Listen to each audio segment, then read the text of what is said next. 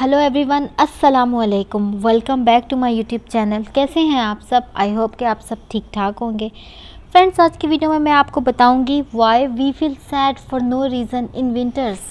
Friends, जब सर्दियां आने लगती हैं तो आहिस्ता आहिस्ता मौसम तब्दील होने लगता है।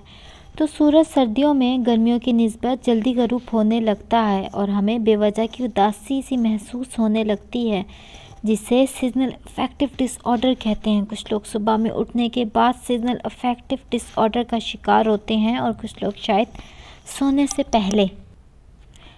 फ्रेंड्स, हर एक इंसान का मूड, मिजाज, नेचर डिफरेंट होता है। इस वीडियो में मैं आपको यही बताऊंगी कि आखिर ऐसा होता क्यों है। जब सर्दियां आती हैं हम ऐसा आखिर क्यों महसूस करते हैं।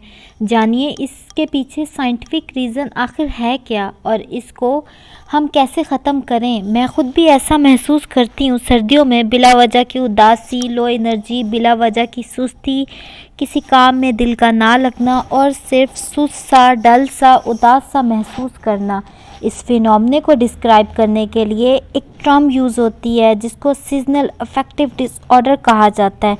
इसके दूसरे नाम भी हैं जिसको विंटर ब्लूज़ और विंटर डार्कनेस भी कहा जाता है।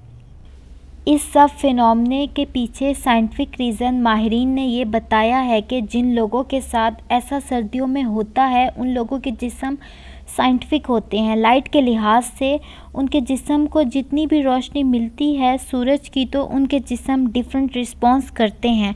और इंसान अगर पहले से उदासी का शिकार है तो इस मौसम में तो फिर और ज़्यादा इजाफा हो जाता है। साइंस ये बात बहुत पहले बता चुकी है कि मौसम का तब्दील होना हमारे रवैयों और मिजाज को बहुत ज़्यादा इफ़ेक्ट करता है।